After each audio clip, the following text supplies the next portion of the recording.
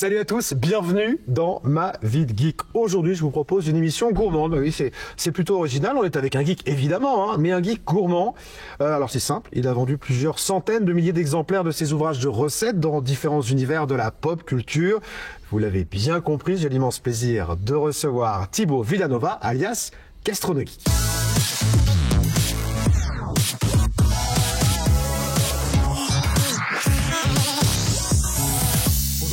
Salut, merci d'être avec moi, c'est génial de t'avoir. C'est une émission où, puisqu'on parle de livres avec toi, oui. C'est un peu comme les livres dont vous êtes le héros, c'est l'émission dont tu es le héros. J'aime bien. Parce que c'est toi qui choisis les dates, okay. Et c'est parce que peut-être je suis un peu feignant, du coup. Et ça va être très sympathique de redécouvrir ton parcours, peut-être de manière un peu différente. Vous allez sûrement découvrir des choses d'ailleurs que vous ne connaissez peut-être pas. Et on va commencer tout de suite, Thibaut. On rentre dans le vif du sujet. Le 17 septembre 2014, c'est une date importante puisque c'est la sortie du tout premier livre de Gastronogeek. Alors aujourd'hui, ça nous paraît super évident que tu fasses des livres de recettes, évidemment, mais au départ, toi, tu es un cuisinier amateur. Qu'est-ce qui fait qu'on en arrive justement à ce 17 septembre 2014 et la sortie d'un livre ? Le chemin il est long et parcouru d'embûches. J'aime bien voir ça comme un shonen qui a bien tourné sans que j'ai eu à me taper qui que ce soit. Non, basiquement moi j'évoluais à ce moment-là, avant 2014, j'évoluais dans la pop culture. Je travaillais dans un établissement qui était un phare dans la nuit pour les cultures geeks à Paris. Et puis en parallèle, je bossais avec des maisons d'édition, j'apportais des idées, j'essayais de travailler je travaille sur des projets quoi. Et 2014, entre 2012 et 2014, c'est l'essor de la pop culture pour le grand public dans les médias traditionnels et sur les grandes chaînes. C'est-à-dire que on commence, le geek, c'est un mot où on commence à plus se poser la question de savoir ce que ça veut dire. Tout longue un petit peu. On parle plus facilement de Avengers, de la nouvelle série de Lost, de Heroes, de Game of Thrones, de Walking Dead à la machine à café, que de tel cinéma d'avant-garde ou de telle série ou de voilà. Ça s'ancre un peu dans le quotidien des gens. En parallèle, chaque chaîne de télé se dote de son programme culinaire phare, que ce soit Top Chef, Master Chef, qui sera le prochain grand pâtissier. Et moi, j'arrive à la confluence de tout ça en me rendant compte que, en tant que geek et passionné, je dépense un peu d'argent dans les produits culturels, que ce soit des figurines, les toys, le jeu vidéo et des bouquins. Et qu'en cuisine, quand j'ai envie de me dire tiens, je regarde ce qui se passe, on n'est pas vraiment pris au sérieux. Et je me rends compte que ce soit les éditions, que ce soit le grand public, il y a cette espèce de pensée qui est que parce qu'on doit bronzer à la lumière des écrans bleus de nos PC la nuit sur World of Warcraft, on doit automatiquement manger mal. En fait, on mange mal parce que les gens mangent mal, pas parce qu'ils jouent aux jeux vidéo. En fait, on est comme tout le monde. Voilà, point. Et en fait, il se passe ce truc-là. Et moi, à ce moment-là, c'est le grand essor des web-séries. Et là où je travaille, je prête beaucoup des décors. Je travaille beaucoup avec des créateurs, des grands youtubeurs et youtubeuses, voilà. Et je me dis, on n'a qu'à faire un programme, la cuisine des mousquetaires, mais de l'espace, du Maïté, mais geek. En même temps, je fais du jeu de rôle et je cuisine dans mes parties de jeu de rôle et je me rends compte que les gens, ils sont contents de pas s'arrêter pour manger des mauvaises chips et des mauvaises pizzas, mais que manger le plat de l'auberge où leur personnage est en train de tisser une aventure, c'est quelque chose qui fait sens. On fait un shaker, je rentre un soir et je dis à ma femme qui est directrice artistique et illustratrice, je pense que je devrais faire ça. Et elle me dit, il y a plein de trucs que tu fais qui marchent, mais dont tu te fous parce que t'es payé pour ça. Mais ça peut le faire, ça peut marcher. On écrit l'idée. On la présente aux éditions Hachette et 48 heures plus tard, l'aventure commence. Et ça sort en 2014, ça n'existait pas comme on l'a fait. Il y avait déjà des bouquins de la cuisine dans les Sopranos, des trucs comme ça, mais c'était pas très très pris au sérieux. C'était pas vraiment fait. Moi, je voulais vraiment une démarche de vulgarisation. J'entends tellement les gens dire j'ai pas le temps de cuisiner, c'est trop dur de cuisiner. Moi, je sais désamorcer tout ça. Je voulais le mettre dans un livre, je voulais le faire avec un grand photographe pour que ça ait l'air très sérieux. C'est du divertissement fait sérieusement. Et je voulais des super DA et machin. Et je crois que la force du truc, c'est que j'ai réussi à réunir une équipe. Le livre est sorti, ça a été un succès en librairie. Je les remercie. Je remercierai jamais assez les gens qui ont foncé en magasin pour y aller et en librairie pour y aller. Et aujourd'hui, 10 ans plus tard, ça fait 10 ans là, on continue et c'est cool. Et c'est très cool. Deuxième date, on est en 2015 et pour cette deuxième date, on est sur un projet. On parle de cuisine, bien évidemment, mais là, c'est un truc de fou. Tu vas réaliser le Catherine du compositeur des films de Tim Burton au Grand Rex. Est-ce que pour toi, t'es pas à ce moment-là à cheval entre le rêve et la pression que ça doit, que ça doit donner? Si, alors on se connaît très bien avec les producteurs de l'événement, donc je leur ai raconté après la vérité des coulisses du truc quand ils m'appellent en me disant vous êtes prêts, et je leur ai dit mais bien sûr, mais génial. C'est pas comme si je le faisais tous les matins. Pas de problème. Jamais fait.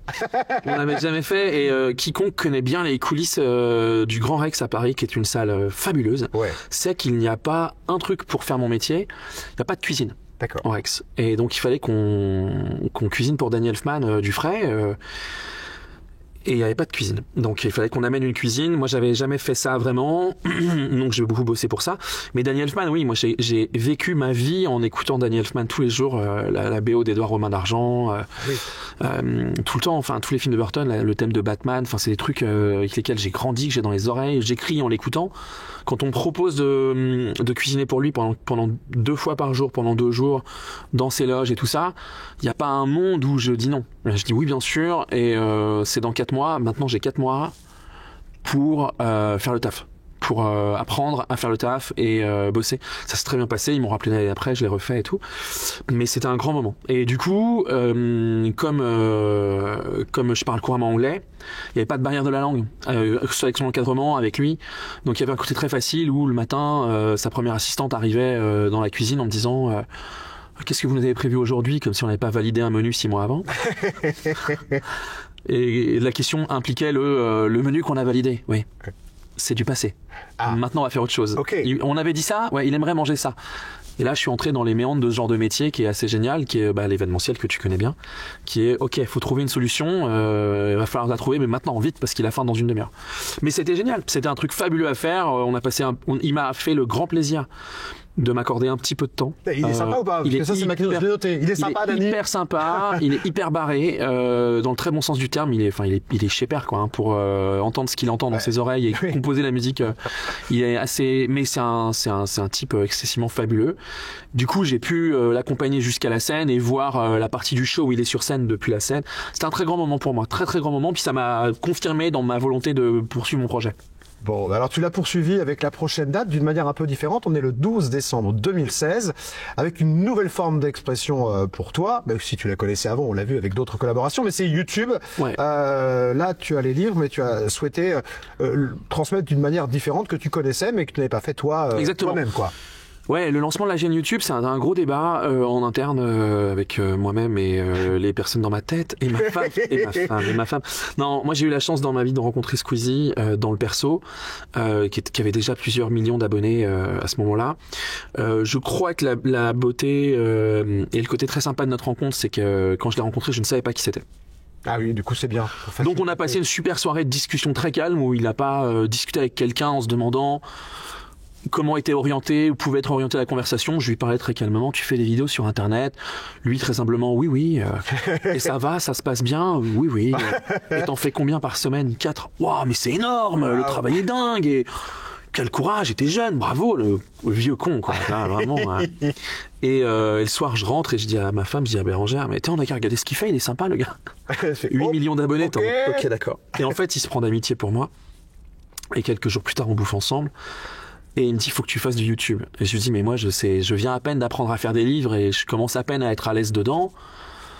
Je sais pas tenir une caméra, je sais pas faire de montage, je sais pas. Et il m'a dit, mais en fait, nous, sur YouTube, c'est un point commun qu'on a tous, c'est qu'au début, on sait pas. Et il faut le faire. Et donc, on a lancé la chaîne en décembre 2016 et ça a été un grand moment de stress et le début d'une nouvelle aventure, hein, et sur ses conseils et avec son parrainage. C'est bien. Puis voilà. C'est très, très, très bon retour d'expérience là-dessus. Des trucs très, très difficiles et très durs à vivre. Des grosses erreurs, des gros problèmes, mais des choses qu'on dépasse et avec lesquelles on apprend, En même temps, il y a la sortie d'un livre sur Star Wars, et là, ce qui est complètement dingue. Moi, de l'extérieur, ce que je dis, c'est que tu as la licence. C'est-à-dire que, parce que, voilà, je veux dire, on le sait, je veux dire, les grandes licences comme ça, on fait pas n'importe quoi. Comment on arrive à convaincre? C'est eux qui viennent te chercher parce qu'ils t'ont vu, c'est toi qui vas les solliciter, parce que, Star Wars, quoi. Ouais. Pour moi, il y a 5 licences, qui forment le Graal, de la pop culture, et Star Wars est l'une de ces licences. Concours de circonstances, j'ai beaucoup de chance. On travaille beaucoup. On vend beaucoup de livres. C'est un argument sorti de toute considération édito et compagnie. C'est un argument qui aide à convaincre n'importe quel gars qui me connaît pas. Il tape une stat, il dit ah ça vend, bon on va peut-être l'écouter. Il y a peut-être du blé à prendre. C'est très froid de dire ça, mais c'est vrai. C'est un fait. On fait rien sans rien. Merci de cette transparence. Il faut absolument le dire. On a beaucoup de chance. On est très suivi et ça se ressent comme ça. Du coup, moi je suis chez Hachette Heroes. On a monté un label pop culture avec Hachette parce qu'à ce moment-là, ils se rendent compte que la pop culture ça décolle et ils se rendent compte qu'ils ont Disney, donc ils ont Marvel et ils ont Star Wars aussi. On a 2-3 trucs, on peut peut-être faire des choses. Peut-être faire des choses en fait. Et et comme nous ça marche. Et que mes éditeurs et éditrices sont des gens avec lesquels qui s'interfacent, qui connectent vite en fait, et ils ont envie. Et au fond d'eux, ils sont geeks. Du coup, ils se disent ça commence à être marrant ça. Et on peut lancer des projets. Et du coup, ils commencent à avoir un gros programme édito sur Star Wars. Et dans leur catalogue geek, ils m'ont moi. Et on avait fait 2 titres, le Gastrono Geek et le livre des potions. Et du coup, je monte un dossier pour aller voir mon éditeur en disant t'as Star Wars, je veux faire Star Wars, on fait Star Wars. Et il se trouve que l'équipe France de Disney / Star Wars / Lucasfilm, les mecs ont mes livres chez eux. Donc en fait, quand on les pitch, ils savent déjà ce qu'on fait. Et ça leur plaît en fait. Et là, on arrive dans une autre dimension qui est maintenant on fait tout valider. Et ça, c'est une autre partie de mon métier. En général, c'est moi qui suis extrêmement exigeant et qui vais vraiment creuser au max pour que les photos, les recettes soient hyper pointues. Là, on avait des gens qui savent pas cuisiner et font pas de la photo culinaire qui venaient me dire comment faire mon travail parce que il y avait Lucasfilm et le logo Star Wars dessus. C'est un jeu différent, ça s'est fait en toute bienveillance. Le livre, on l'a fait en 1 an, donc ce qui est le temps normal de ce genre de choses. On leur a demandé des trucs de dingue, des morceaux de décor, des cosplays mais officialisés. J'ai eu des réunions sur le nombre de plis que devait avoir la veste d'Obi-Wan si on devait faire une photo avec une personne qui ressemblait à Obi-Wan sans montrer son visage, et donc il y a des trucs lunaires quoi. Mais le livre sort, c'est un succès de librairie, je remercierai toujours le public pour ça, et donc ils sont très très contents et ça nous permet de démarrer une collaboration avec Disney parce qu'ils voient en fait qu'ils ont face à eux quelqu'un qui connaît bien la licence. Moi dans la foulée on en parle très peu parce que je communique pas dessus, je l'ai fait par pur plaisir et parce que c'était fou, mais du coup j'ai coécrit avec Patrice Giraud l'encyclopédie Star Wars parce que les mecs se sont rendus compte que je connaissais, je jouais aux jeux de rôle, je jouais aux jeux vidéo, je connaissais les rêves, j'avais lu les romans. C'est pas un produit que tu te proposes, non, c'est un partage, c'est que ça, tu te servir de toi il fallait que je connaisse pour que ça marche.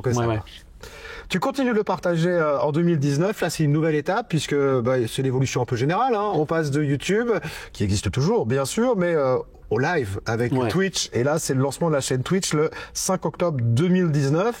C'est encore une autre aventure parce que c'est pas pareil de faire du live, de faire de la cuisine, etc. En live, c'est quand même encore quelque chose de différent. Ouais, en fait, on a mis 5 ans à faire le projet de la cuisine des mousquetaires de l'espace. Finalement, on l'a bouclé. Ça veut dire que tout est extrêmement travaillé dans ce que tu dis, dans ce que tu fais. C'est-à-dire que voilà, tu arrives pas en disant allez, on va faire Twitch, on y va. Il y a un gros boulot à chaque fois. En fait, moi, j'avais proposé à plein de prod, à plein de télé, notre projet en vidéo, et pour ça, il fallait écrire les recettes. Pour ça, il fallait faire la DA, et donc on arrivait avec un projet. On a été beaucoup déboutés par la télévision.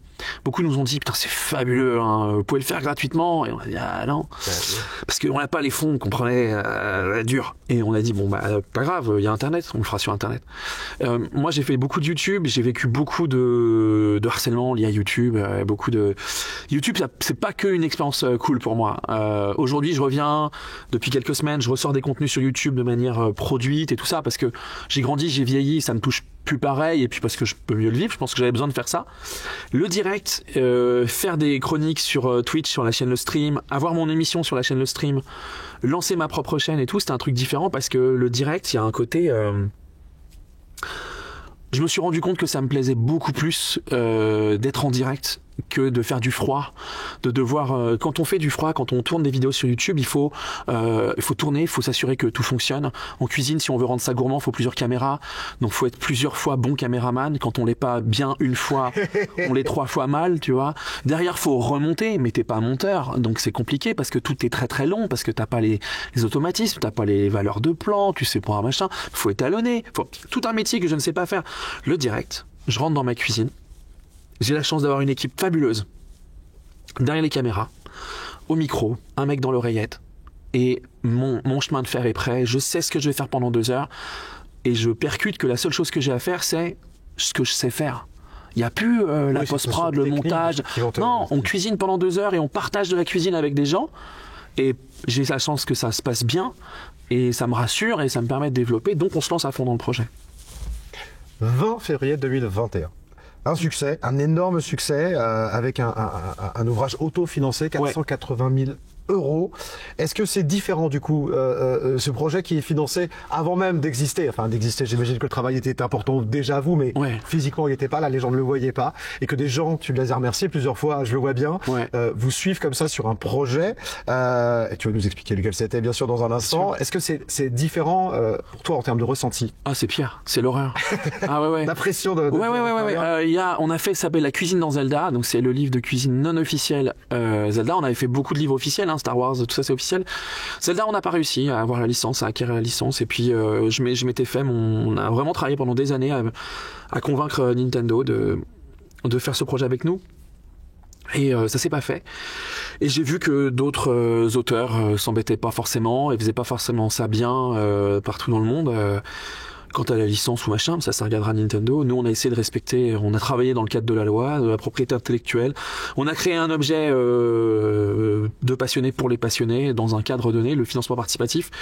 Il y a une pression. Quand je fais un livre pour avec Disney et Hachette, ou quand on a fait Astérix, moi j'ai la pression de la communauté dont je fais partie, mais je pense toujours aux gens qui vont lire, qui sont fans de Disney et qui doivent, quand ils lisent une recette, se dire il a vu le film, parce qu'il écrit et il me fait des vannes pour me montrer qu'il a vu le film, et la recette c'est la même que dans le film, et c'est le gros de notre travail. Je me permets juste là-dessus parce que est-ce qu'il y a des gens qui t'ont embêté? Parce qu'on sait qu'on travaille avec des passionnés, qu'on propose des choses à des passionnés, parfois ils sont très très exigeants. Est-ce que c'est difficile de les satisfaire? Non, ça l'est pas parce que non, moi j'ai jamais été. Moi je pense toujours à quelqu'un qui s'appelle Xavier, qui est un de mes lecteurs de la première année. Xavier, c'est un type qui a l'air d'être, je le connais pas dans la vie. Il vient me voir en dédicace et il est toujours très gentil. Et c'est un type qui a passé des années à me dire faut que tu fasses les recettes de Wonder Woman. Et je lui dis mais Wonder Woman, je vois pas dans le comics des moments où elle mange et machin. Il me dit non mais regarde, Wonder Woman, Première Guerre mondiale et tout, on pourrait manger comme on mangeait dans les tranchées. Je me dis putain ça fait sens. Mais comme je vois pas le truc, machin. Puis un jour Xavier, il vient un an après, il vient et il me donne un livre qu'il a trouvé dans les archives nationales, qui est un ouvrage qui est en fait l'ordonnance des soldats de l'époque quant à la cuisine et à la bonne nutrition des soldats au front. Okay. Et donc c'est littéralement un livret qui a existé dans la vraie vie qu'on a donné aux soldats sur place pour gérer les cantines dans les tranchées. Quand un gars il prend le temps de faire une telle recherche pour vous amener la source du travail, j'ai rien dit à Xavier, je dis super merci, je pense qu'il a dû se dire il a dû me prendre pour un con. Un an après on sort un livre, il y a une recette Wonder Woman dedans. Je remercie Xavier dans les remerciements. Le gars se dit trop bien. Mais en fait non. C'est toi trop bien. Merci. Moi je fais ça pour chaque recette. Donc j'ai jamais à convaincre ou quoi que ce soit parce que je suis eux, ils sont moi. Moi je lis comme eux les trucs, je les regarde 10 fois, je les regarde 1000 fois. Je connais les répliques par cœur. Mon seul travail, c'est de bien leur montrer, qu'ils aient pas l'impression que ce soit un marketeur qui a eu une bonne idée et qui essaye de jouer sur leur nostalgie pour leur vendre des bouquins. Non, je suis comme vous, les gars. Et c'est ce qu'on essaye de faire. Et comme je crois qu'on le fait correctement, moi, j'ai jamais eu de problème là-dessus. Non, la licence a toujours été hyper respectée. Eh ben, on va terminer cette émission sur cette belle idée. Tu es eux, ils sont toi. Et ça, je pense que c'est un beau message et c'est ce qui fait en effet le succès de tous tes ouvrages. Et bravo à ton équipe parce que tu en as parlé. J'en parle beaucoup. On fait pas tout seul. Non, on fait rien seul. Et on peut le rappeler. C'est le cas aussi pour moi ici. Donc je les remercie en même temps parce que même quand on est visible, on a souvent plein de gens derrière qui travaillent avec nous et ça c'est formidable. Merci beaucoup. Et vous bien sûr, je vous retrouve très bientôt pour un nouveau numéro de Ma Vie de Geek. Ciao.